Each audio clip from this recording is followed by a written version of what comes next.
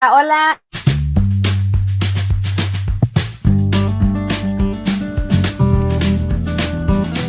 Hi, bienvenidos a mi show. Welcome to Catching Up with Claudia. Now, ojalá que se puedan quedar hasta el final para que puedan escuchar lo que va a compartir mi invitada o mi invitado. Así es que no se les olvide también de seguirnos por las redes sociales. Estamos en todas las plataformas. Hasta luego.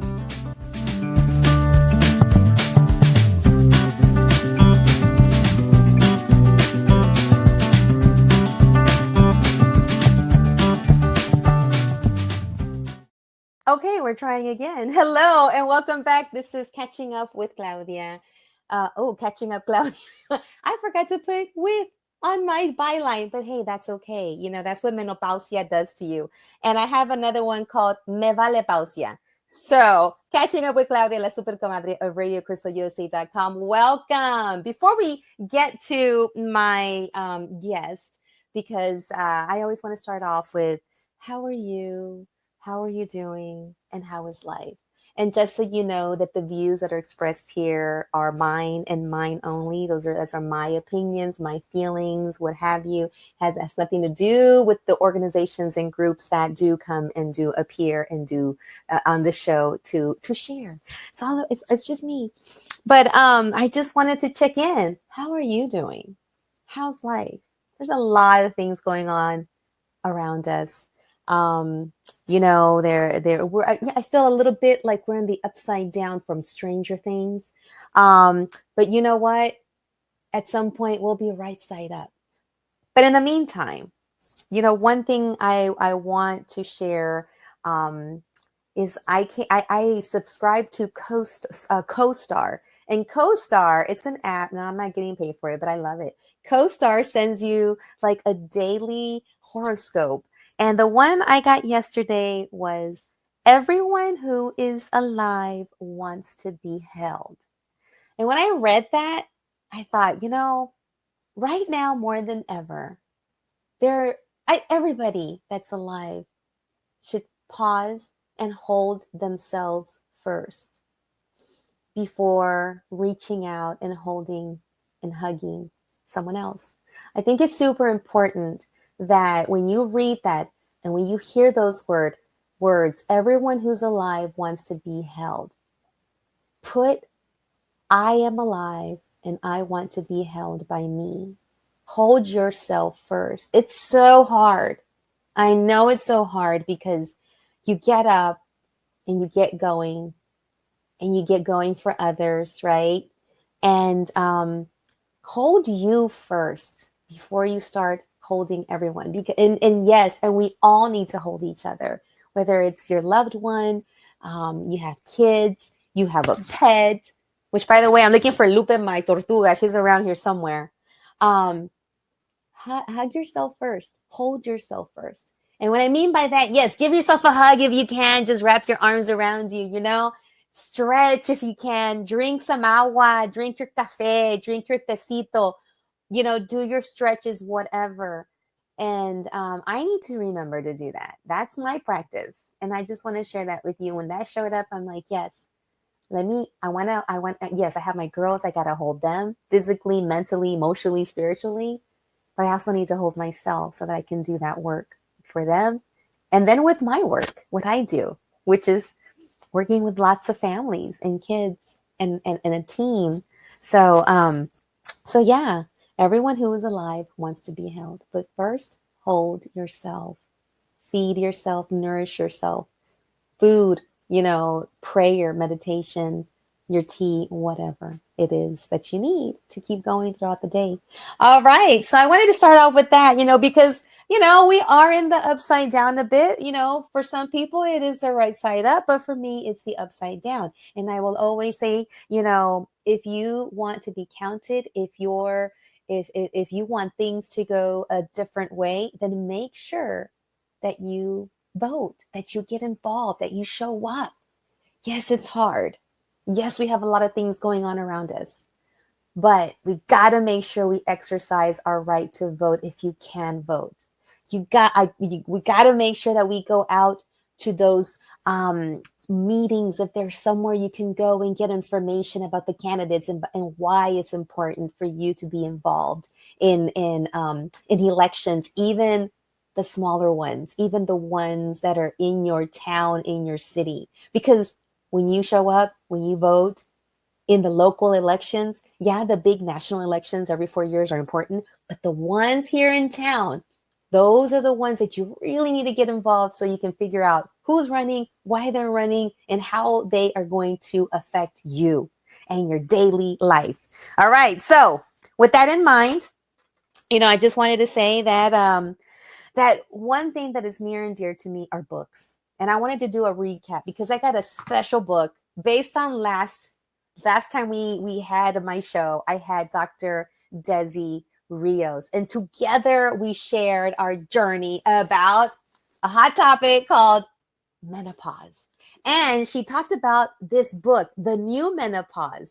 And I don't know if it's en español, pero tenemos que buscar este libro en español porque es muy importante saber de esta etapa en nuestras vidas, la menopausia o la perimenopausia, que es lo que empieza antes de la menopausia, ¿verdad? Así es que, so I got my book. And, and I'm at the point where I am at hashtag me vale pausia, me vale pause, or me vale pausia, because you get to a point where you just don't really, care about some stuff. And then you sometimes really care about a lot of stuff. You just don't know. It just depends on the day. It depends on where you're at. It depends on your hormones when you're at this stage. And you know what? For some folks, menopause, they might not even feel the symptoms. They just go through it. Everything's cool on the other side. And there's some of us that feel a little bit of symptoms and can take care of it with something over the counter. And then there's some of us like me who forget a lot of things because of the menopause brain fog, who I get severe panic attacks sometimes, many times. And, I've got vertigo and, all that stuff. But you know what? This book has really helped me. I've already started reading it, and I'm going to start going to my doctor's appointments that I've already made because I am on a journey of getting myself back to where I want to be. You know what? Technology will always fail, but we're back. And that's what matters. Okay, so I was wrapping it up with talking about menopause, la menopausia, and all that, and just making sure that you're taking care of yourself. And I'm going to take care of myself a little bit more because I need to figure out what I need to do to get myself back. And I know I'm not going to be the same person after the menopausia, but you know what? This is one thing I'm going to hold on to, is that I always tell my girls, dream big. And if you could pull that up right now, comadre, I came across this, mija, dream big. And I'm always telling my girls, you want to do that? Go for it. Try it. You want to try that? Go for it. Try it. I'm like, do it. Try it. If you don't get it the first time, it's okay. If you fall down, like literally you fall, or you don't make the mark, it's okay. What are you going to learn from that? And what are you going to do to keep going? And you know what I thought about? I said, okay, the way I cheer my girls on and everybody else around me, I need to say that to myself. I need to keep telling myself, dream big, mija, even though you're going through menopause, dream big of the life you want to have post-menopause and how beautiful it's going to be, because if you're going through an etapa, a stage where you've already had kids, if you were blessed to have kids, and now you're at a point in your life where you're going to give wisdom, where you're going to guide, where you're going to now sit on your throne with a big old crown, a corona de menopausia, de me vale pausia, and you're going to be there to guide now. You've already went through your etapa of being there in one way in your life, and now it's another way. You were learning, applying. Now you're going to turn around and pass on that wisdom. But at the same time, I still got to cheer myself on.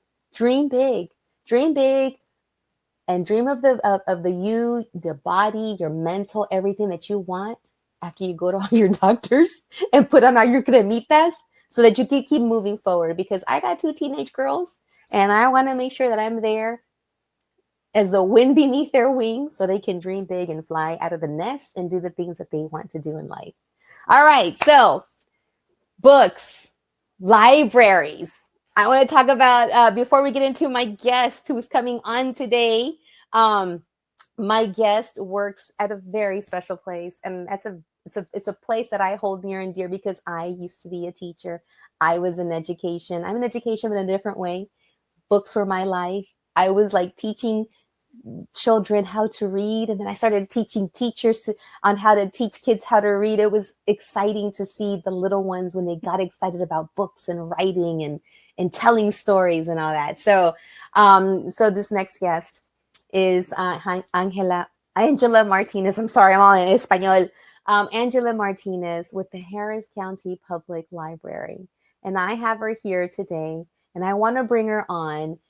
She is a Youth Services Assistant Manager at the Harris County Public Library with over a decade of experience in public libraries. And she leads a system with wide literacy programs like summer reading, growing readers, and Angela grew up in libraries and understands the importance that libraries play in fostering literacy and lifelong learning.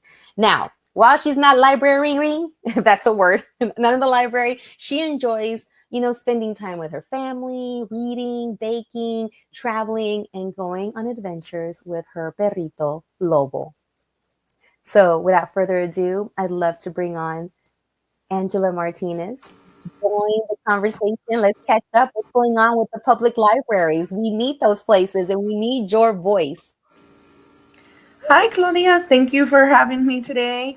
I'm so happy to be here today and talk about libraries. Like you said, I like to tell people I grew up in libraries.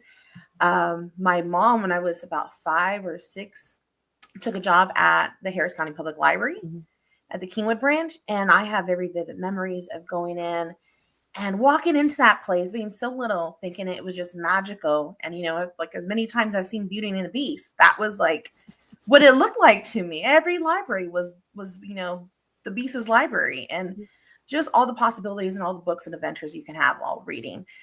And it's now my job, my privilege really, to help children and even adults feel that way when they come into the libraries, of all the possibilities they can have when they're visiting a public library. And so I'm here to talk about a few of our programs that we have that I would love to share with you. Libraries really are for everyone, all ages. I know when we talk about libraries, there's that kind of old misconception that we have to be quiet. Libraries are not quiet, right? I love it. We're going to be shushed that we're wearing glasses and we're reading at the desk and we're wearing our cardigans. Yeah. Yes, we have glasses, we have cardigans, but we're not shushing you. But you're not shushing anyone. I love that because, just when I was working with teachers a long time ago with pre-K teachers and kindergarten teachers, and my goal was when I walk in, I want to see and hear the talking and the exchanging. I don't want silence when I walk into any classroom. There should be talking because that's how language, it happens in conversations, but then turns into reading those words that they're saying, as they continue getting older. So you're right about the noise. I love the talking. Yeah, it's especially for the young ones in early literacy. That's how children learn. They learn through interactions, those everyday interactions with their parents, because their parents and caregivers are their first teachers. Yes.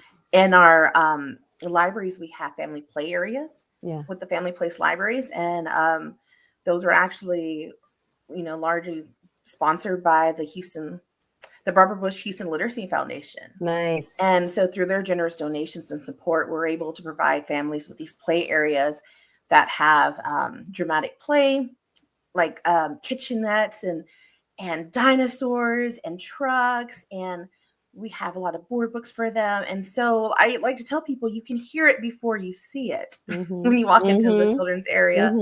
So they're great areas because when we talk about early literacy, it's not just reading. Yes, reading's part of that for young ones, but it's also playing. It's also writing, singing, and talking. So again, everyday interactions that we can have with a child helps build their early literacy skills. Absolutely. And and you and I connected a while back because we are like cut from the same cloth, almost from the same book, I guess, different chapters.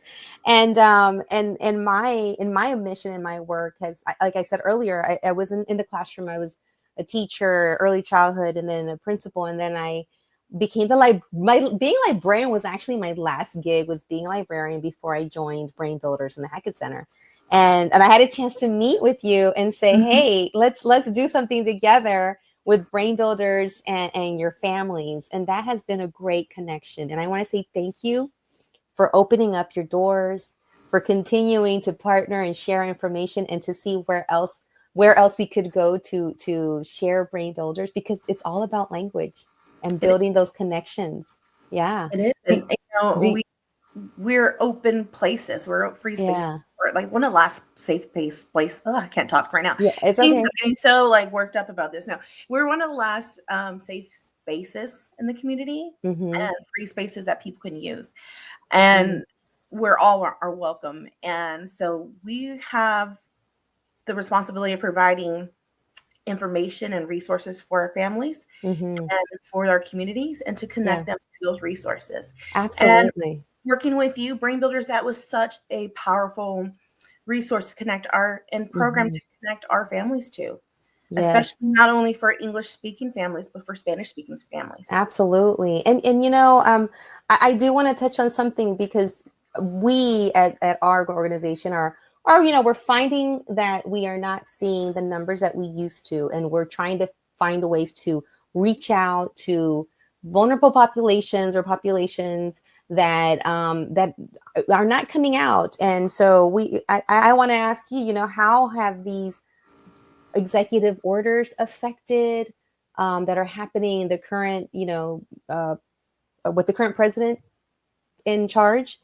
And what are some things that you're doing to make sure that, I guess, the community knows that, hey, we're here, we're not gone, we're here. I know that there's talk about like defunding and what have you. That's scary for me, because like you said, there's not a lot of free things for folks to go to, and there's a lot of folks that could use these free resources and places for everything that you have.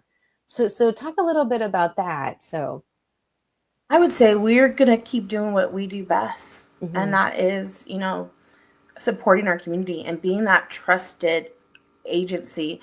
People don't realize how many resources and learning opportunities are available at the public library. And it's all for free. And right? It's all for free. It's all for free. You should take advantage of it. You don't need a library card to come into our building.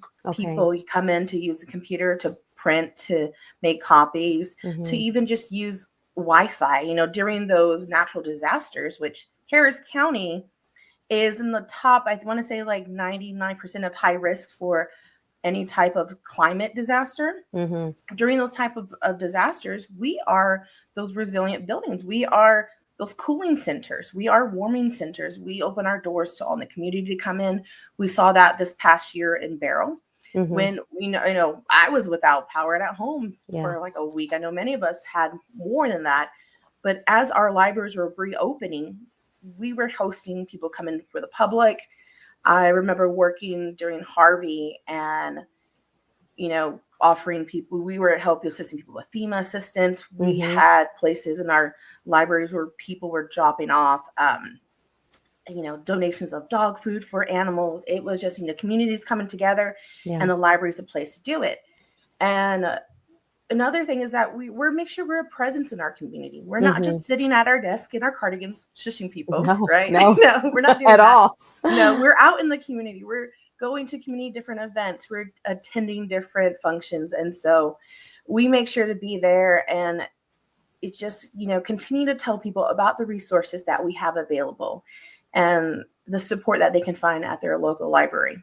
Absolutely. And just the fact that if anyone right now just takes the time, well, not right now because we're recording and we're doing this live, but afterwards, go to the website and go to the social media that I've seen so much action from all the branches in Harris County, where the librarians get so creative on, they're doing a great job of marketing and promoting and reminding folks, like you said, of what we have. And Liliana, my super comadre, can you please pull up the website real quick so that we can show, like, you just opened it a while ago and the first thing it said was tax help.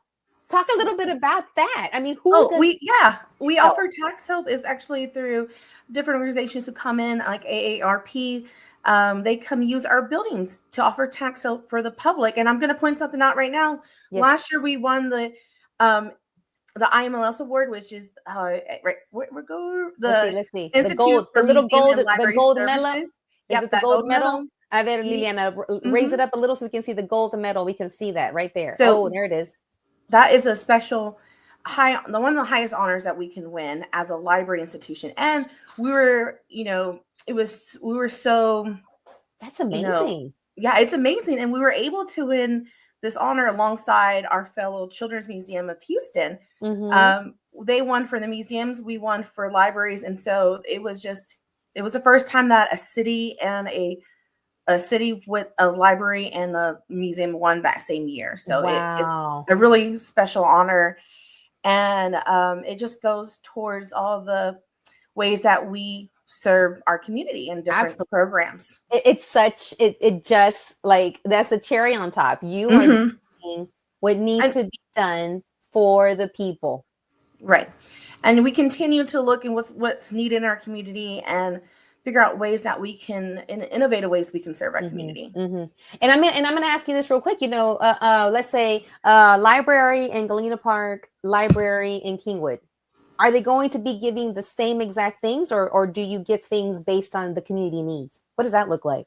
Are you talking about the materials that we have? We have programming programming. We program to the specific needs of our libraries. That's amazing. So maybe one library might want a Pokemon club, and another one wants a Minecraft club. Yeah. To see what's going to get people in and what's needed. But there are services that are offered throughout all of HCPO libraries. So English second language services, citizenship services, of course, checking out materials in our collection.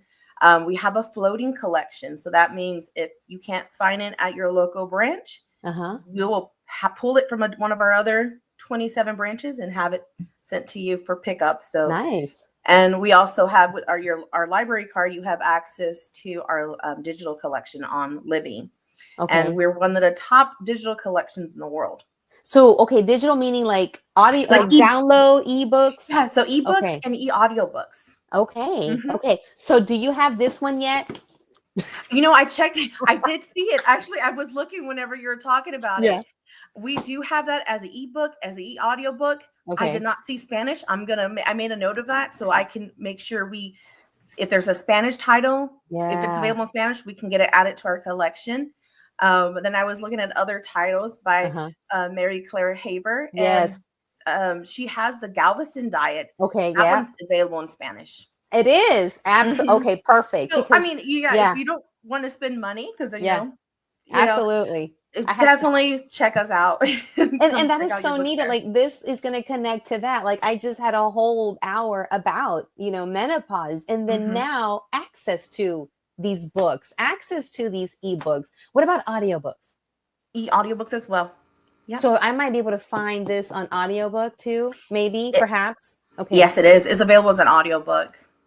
Perfect. Now, so I'm on the hunt for the Spanish version because me and my great ideas, we're gonna have. I already see a menopause mix and mingle, and we're gonna have light bites. We're going to have panelists, doctors, people, experts, and also people that have already gone through menopause or going through it. And then I want everybody to have, maybe you can come and say, hey, this is how you can download it. Yeah.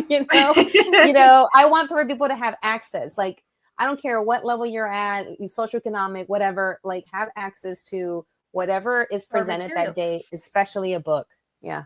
And that's the key word, is access, right? That is something that we're providing to the public and to our communities. And in fact, a few years ago, we got rid of fines because that was a barrier for people, right? That was creating barriers from using the library, because people felt, oh no, I had this lost book, or I have this many dollars in late fees. I'm not going to go in because I won't be able to use the library. So, we got rid of late fees because we don't want to create that barrier. We want people to have access to our resources. Yeah.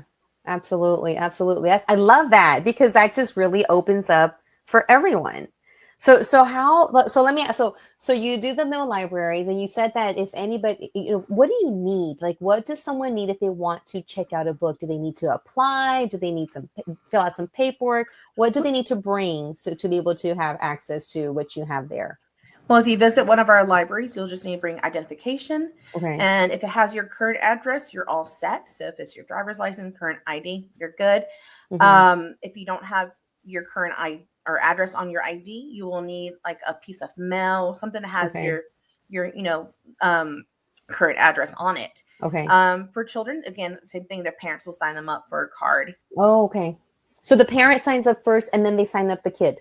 It depends. Yeah. Sometimes there's like a rite of passage for kids. Oh. Parents may wait until they're like 8 years old or, what have you.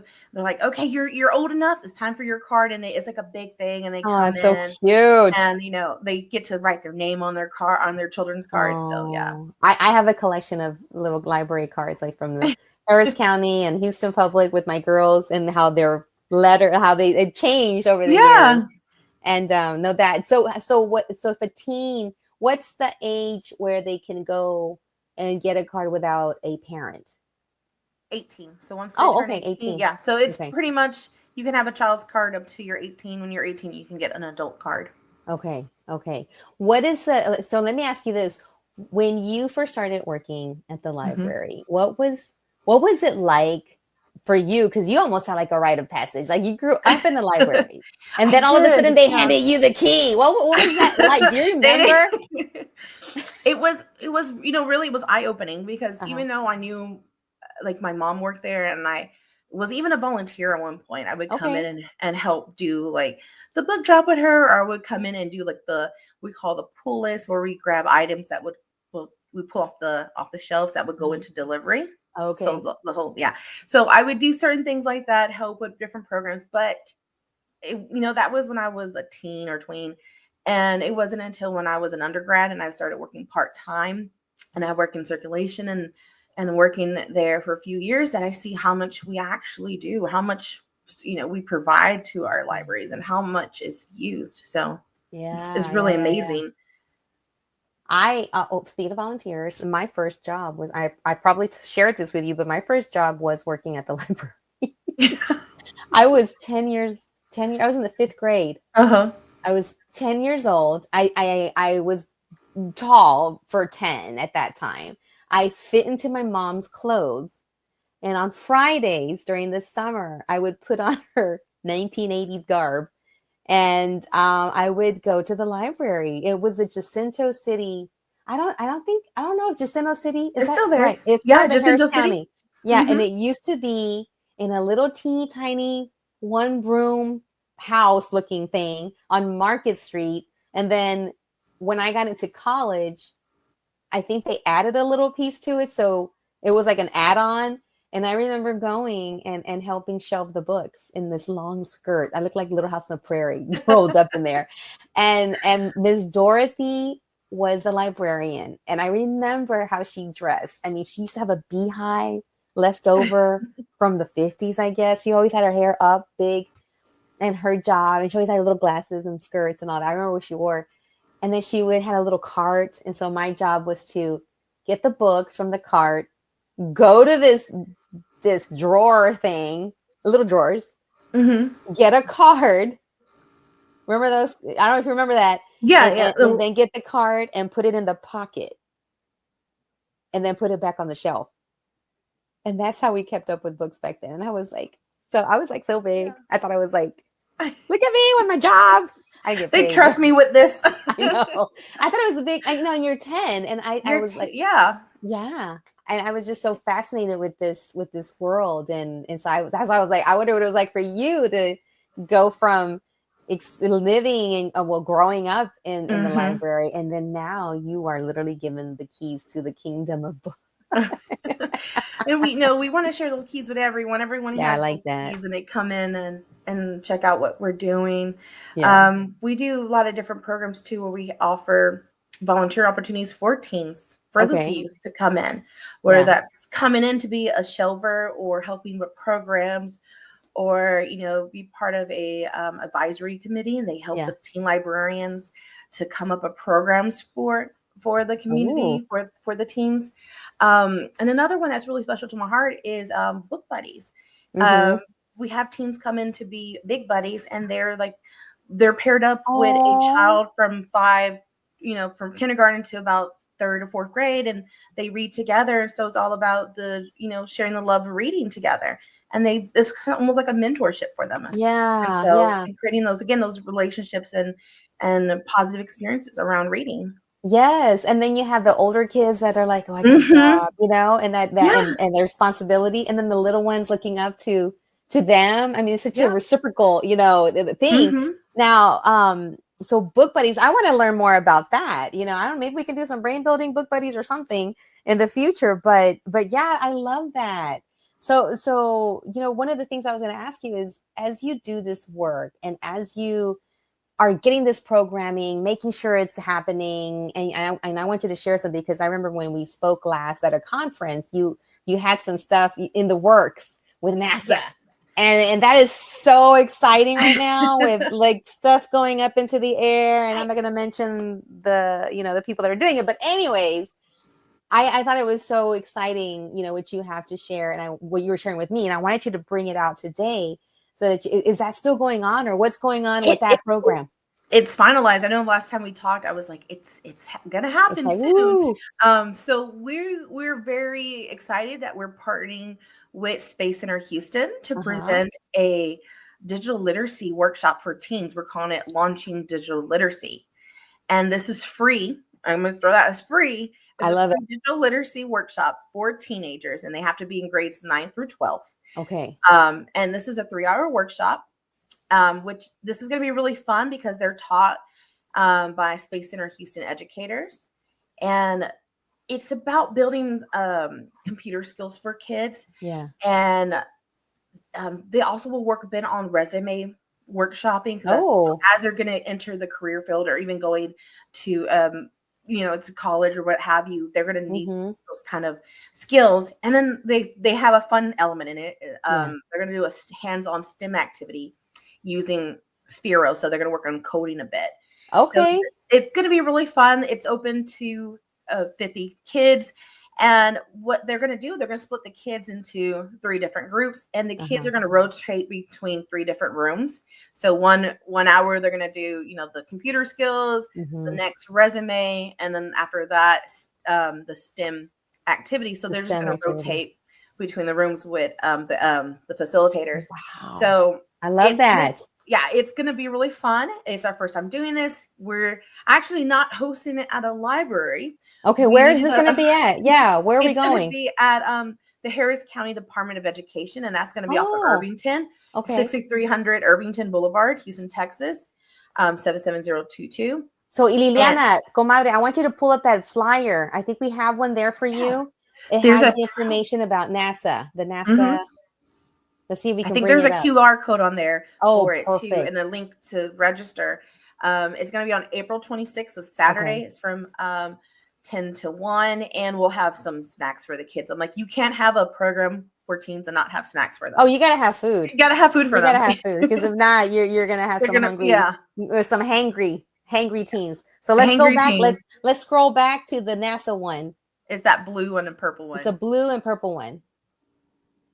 Is the one before it. Right there. Yep. Launching digital. I was like, digital. There you go. Yes, it came out. Digital literacy. There it is. And it's free. It's free. I love free 99. Yeah. Free. Okay. And this, and again, so people can go to the QR code if they're watching. If you're rewatching, you can get your phone out. You can scan this, or they can go to the link that is there. So you can get that link, tiny URL. tinyurl.com. Let me see if I can. There you go. There it is. Okay. Thank you, Liliana. Thank you, comadre. All right. So you've heard it. We have liftoff. We do. Because I know that it was still on the launch pad when we talked. We were. Yeah. I was like, it's going to be exciting. I'm really, we're finalizing a few things, but yeah, we're excited about this one, and we want to see if we have a good turnout, and I think it's really important too for kids to attend this, especially who are in need of these kind of digital skills. Absolutely. And let me and going back on the digital skills, because there's always me, you, I don't know, we might think the same, we might not, and that's okay. But books in hand versus screen. What is your take on that? You know what? I love ebooks when I'm traveling because it lightens my load. True. And when I'm driving, I like me showing up with a stack. I got all my books. No, I need to put it all in one device. Yeah. But I still love the feel of a physical book. Okay. I would still, like, if I'm reading at home, I'm going to want a physical book.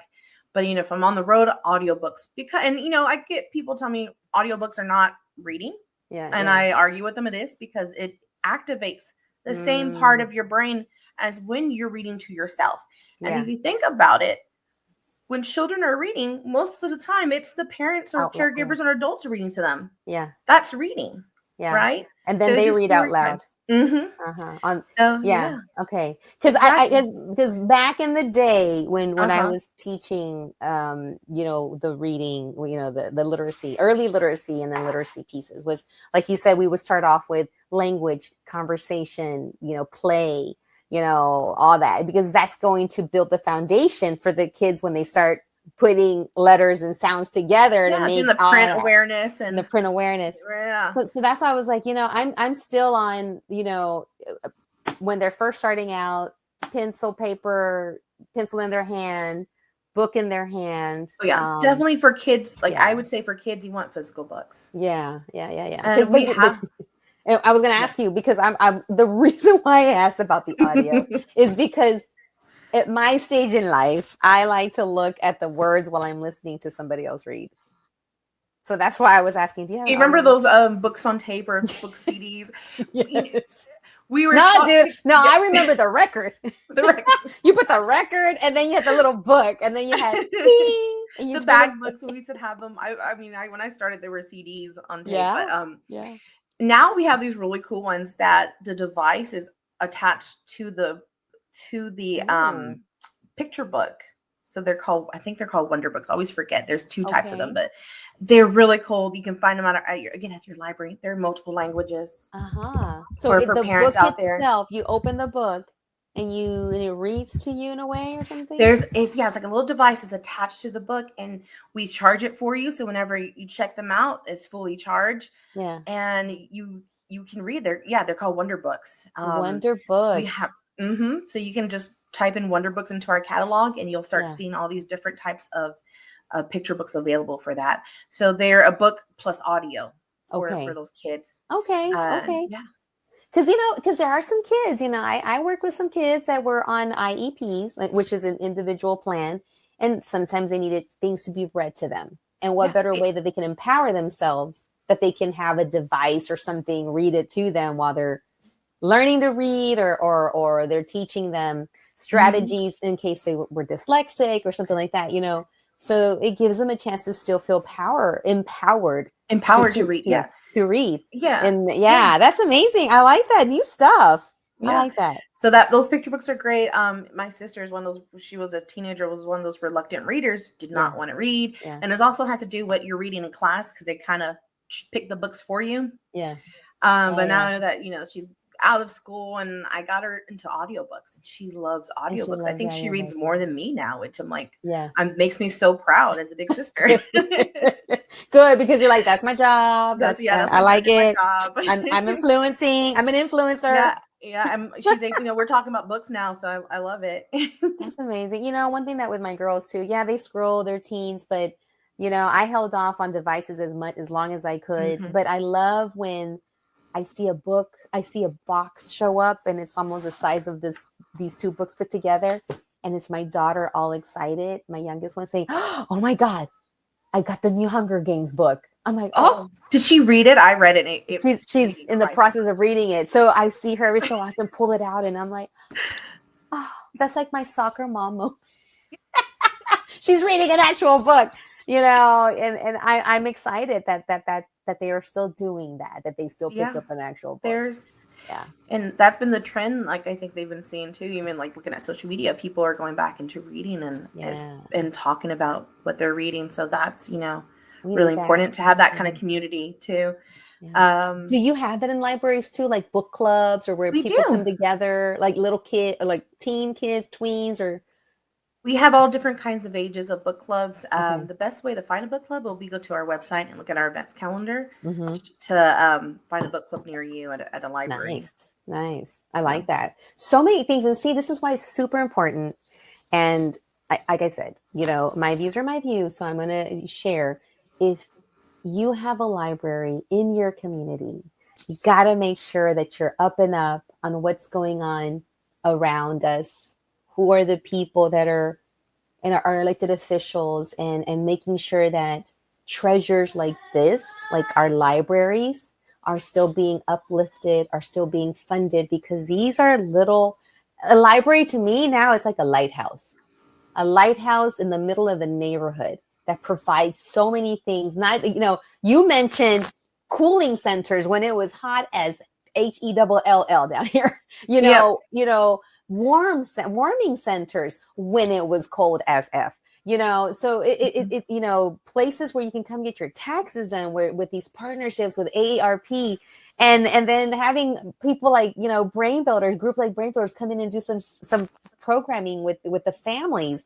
And these are such gems, and people just, I always say, hey, you want to make sure things are going in the right, I don't want to say the right or wrong way. I want to say in a way that's going to benefit the community at large.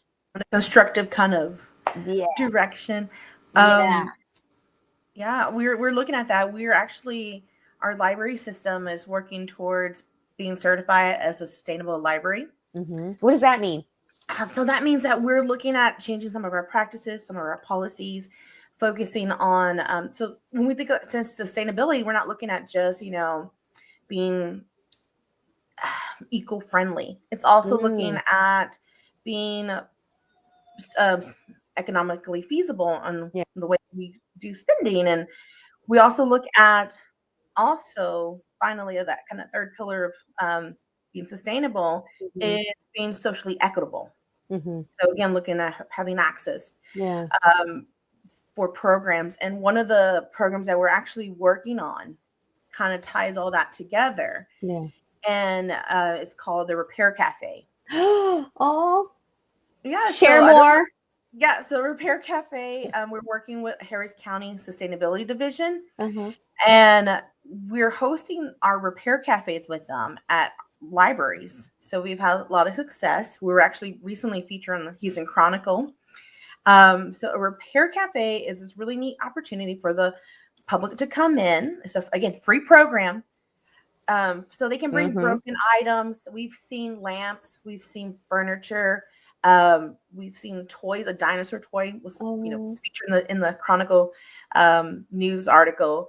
I've seen keyboards, typewriters. Like really cool typewriters. We've seen family like treasures, things that really mean a lot to different people. Quilts, sleeping bags, even clothing that just may need a replacement button. So things that that need mending or a bit of repair, people can bring those in because they may not have those skills to fix them themselves.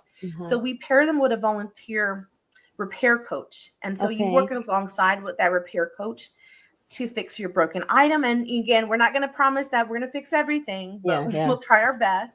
And so it's really neat to see people come together who have never met. This one woman last year, she volunteered to be a sewer, to sew. And she did it because she was new to the country, really. She's new to the country. She wanted to meet people, and she ended up becoming really good friends with someone there. And, they took a picture together because she helped fix the quilt. And so it was these kind of like community coming together, seeing people of all different lives to come together and just really, share over certain items. And so, yes, it's about building community, but it's also helping us to reduce landfill waste. So, keeping that out of the landfills. It's Mhm. also helping people save money. I So if like that. you have like somebody had a coffee grounder, like a grinder, Mhm. and that they thought they may need to throw away, or a Uh-huh. vacuum cleaner, and they were able to be repaired. So Wow. yeah, Wow. so And yeah, and in this economy, we might in need this to economy, exactly. revert to the repair cafe. Now, Yeah, I'm taking notes because I'm already like, I do have our a next Keurig. one. Yeah, our next one's coming up in a month. So that's going to Okay. be at Galena Park Branch Library. Mm-hmm. And it's going to be on Saturday, May 3rd from 11 a.m. to 3 p.m. And so if you follow us on social, you may see us begin to post it, and you can find it it's already on our website. Okay. So you can go ahead and see how you can sign up to join. Okay. So, oh my God, there's so much programming there, and you don't even know. You think, oh, it's just books. You go check out books, but you are literally a hub. Yes, we are. You are a hub, That's a good word for it. Yeah, and you have connections to anything and everything that is needed. And if it's not found there, you can find it at another library, or have it brought over, or look at the programming at another branch and try to get out there. So you have so much programming here, and I want to get to some things, some other flyers you have there, because we are actually going to be doing something kind of together on the 26th for Baby Day. Yeah, Baby Day. Yes. So pull up the flyers for Baby Day, comadre. I think we have about 4 of them, 2 in English, 2 in Spanish. But let's talk about Baby Day, because Baby Day is super important, and you and I are participating, and I want you to share, how is Harris County Public Libraries a part of Baby Day? What's going on? Who can go? How much is it? And what are families going to take away from this experience? Well, I think we're first going to give a shout out to the coordinators of Baby Day, first 3 years. They're an amazing nonprofit organization, and they're all about dedicated to uplifting and supporting families in our communities, right? So they're focusing on those first 3 years of life that are very important. And so Baby Day was created by them, and it's a statewide celebration. And it's dedicated to families with infants and toddlers. And so with Baby Day, first 3 years, they're one of our partner organizations that we worked with a lot. They come out to our family place workshops, and we've acted as a participant in Baby Day, where we host an activity booth. We talk about early literacy and connect families with resources at the library, and do story times for Baby Day. But this year is the first year that we're actually going to be a host location. Nice. Because there's a Baby Day in Central Houston that Claudia would be at with Brain Builders. But we're going to be actually hosting it outside in our suburban area. So we have the Tomball community. So Lone Star College Tomball Community Library will be a host location. And in Seabrook, we have the Evelyn Metter Branch Library. And that's again going to be on April 26th on a Saturday from 10 a.m. to 12 p.m. And again, it's free. This is a free event. It's free. And what can families expect? Well, they'll have fun and engage in activities. They'll be able to connect with different parenting resources. We've recruited community partners to come in from all aspects that serve families in the communities. We'll have, of course, our story time. And we were able to get some support from the Children's Museum Houston. Nice. We're going to be offering open door passes. So it's a free family pass for a family of 6 to come and visit the Children's Museum at any time they want. And of course, you're going to be able to connect with your community. So it's going to be a lot of fun, and it really highlights the importance of that early relational health.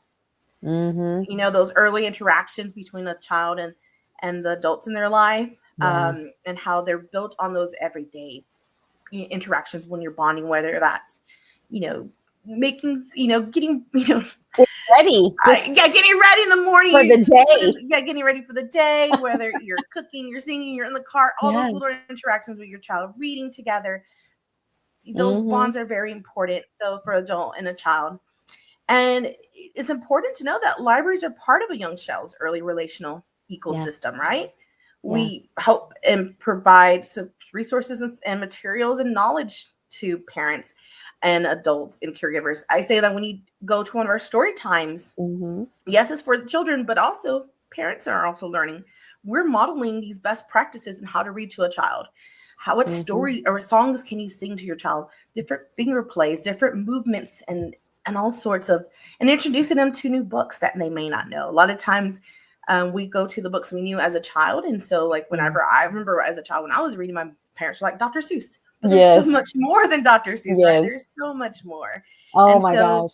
We can help connect them to those parenting books they need. We can help them connect to picture books with different concepts, like how to learn your ABCs, books about numbers, colors, animals, what have you. Yes. So, it's just a way to bring families into the library and have a little fun. And there's going to be a lot of different giveaways, like I mentioned, like the Children's Museum Pass. I'm excited because we're excited to be doing this with you. We're going to be at the YMCA, the Harriet and Joe, I think. YMCA. Yes, I think so. Foster. We'll be there too. We'll have a booth there. So we're gonna be seeing each other. You won't see me. I'm gonna be at you're gonna be at the town hall. Oh, the space. No. That's right. Because it's in the same day. Yes. So you're gonna have your team. My team members there. Yes, they'll be there. We're bringing actually our bookmobile out there. So the Curiosity Cruiser will be there at the. I love it. Curiosity. Say it again. Curiosity Cruiser. The Curiosity Cruiser. I love it. So we're going to be brain building. We're going to be literacy building. We're going to be community building, you and I, on that day. You with the NASA. You might have my girls over there. Yeah. Me, I'll be bumping into your crew. And I just want to say thank you. And I know we're in closing now, but I just want to say, as a new mom, when my girls they're only 13 months apart, your story times at the North Channel Public Library were a saving place for me as a woman who stepped aside from being a principal. And it was really hard because I worked really hard to start up a school. But I'm like, okay, I got my 2 kids. Okay, I can do this. Man, that was the hardest job ever. I was like, oh my God, I think I want to be a principal again. I think that was easier. And that job was hard.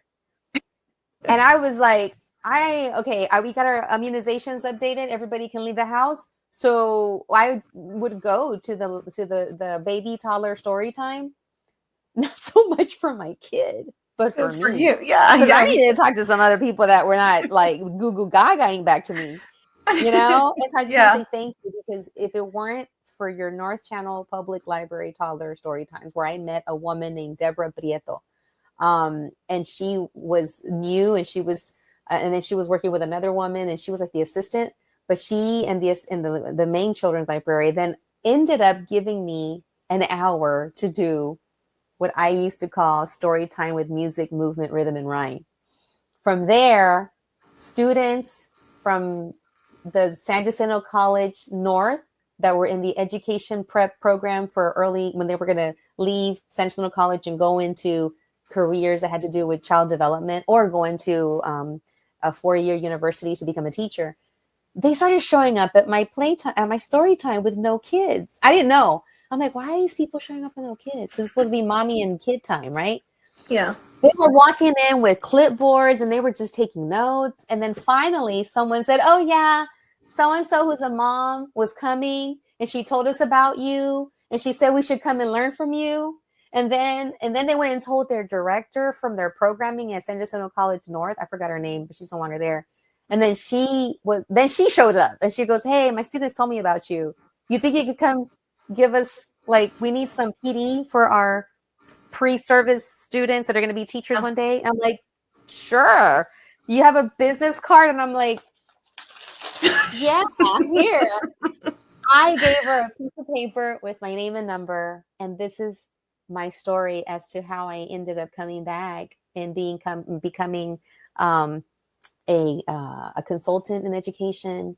I harnessed all my skills of, when I used to teach teachers how to teach the kids how to read. And I brought that back and I created, programming and professional development. And then I was a hired paid consultant. And then she was going to pay me.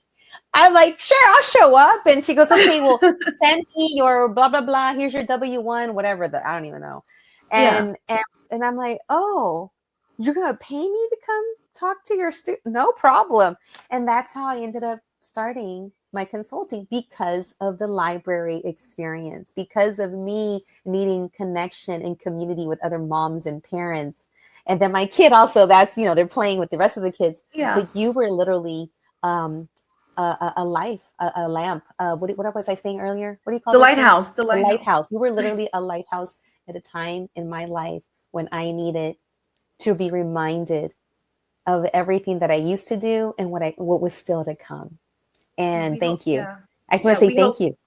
Thank you for, supporting libraries and having me on here to use your platform to talk about the wonderful ways that we're helping the community. And we hope that we're the lighthouse for many other people out there. Yeah, you are. And you will be. You were warming people up.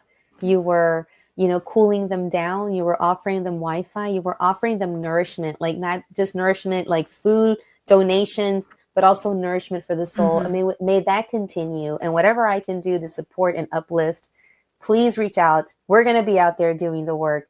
And before we leave, we have a few minutes left. What do you do to take care of you? Because you're doing a lot for others. What have you done today, or what will you do? Oh, I did take a long break today, and I went on a short walk with my dog and Lobo. Yes, Lobo. He said he's a perrito. He's not little. He's a big dog. He's a husky mix, and so he's like a big 75-pound baby. I love it. Oh my God, I can already see him. Yeah. What color is he? Because I'm thinking like he looks wolfy. Yeah, he looks wolfy. He has like kind of gray, white, black on him. So yeah, I love it. Yeah, he's a brat, but yeah. But yeah, anytime I spend with my dog's part of my family, but family, taking time for myself to just to decompress. Those are good too, and of course having a good read. You said your daughter's reading the newest Hunger Games book. I read that. I finished it last week, and I was like, I was really distraught for a bit.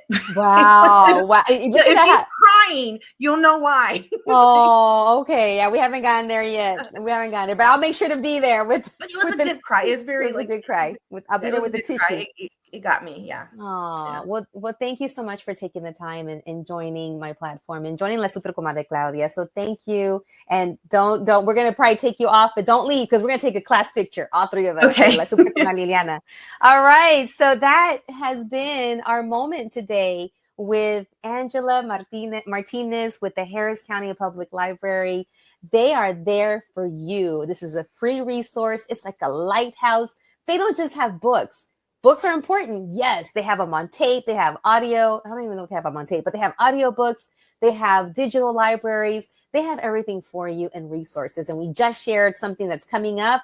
They're having these two amazing events, Baby Day, that they're participating as a host, as well as this NASA partnership with Space Center Houston partnership for teens in grades 9 through 12. Visit their website, get connected, get online, and know that these are resources, they're treasures for us, and they're free. And they're there for everyone, no matter who you are, no matter where you're from, no matter what language you speak. Libraries are there and open for you. All right, so this has been La Super Comadre Claudia. So if you're listening, don't forget, you can also watch it and rewatch it or listen on the podcast. I'm going to be uploading this so you can listen to it, find it on Spotify. And if you want to watch the show again, go ahead and rewatch it on all of our platforms. We're there for you. Do you have a story? Do you have a journey? Do you have a resource? Reach out to us, and we'd love to have you because that's what this platform is all about. La Super Comadre Claudia is there to catch up with folks that have something to share. That could be something for you. All right. Hasta la otra. Adiós.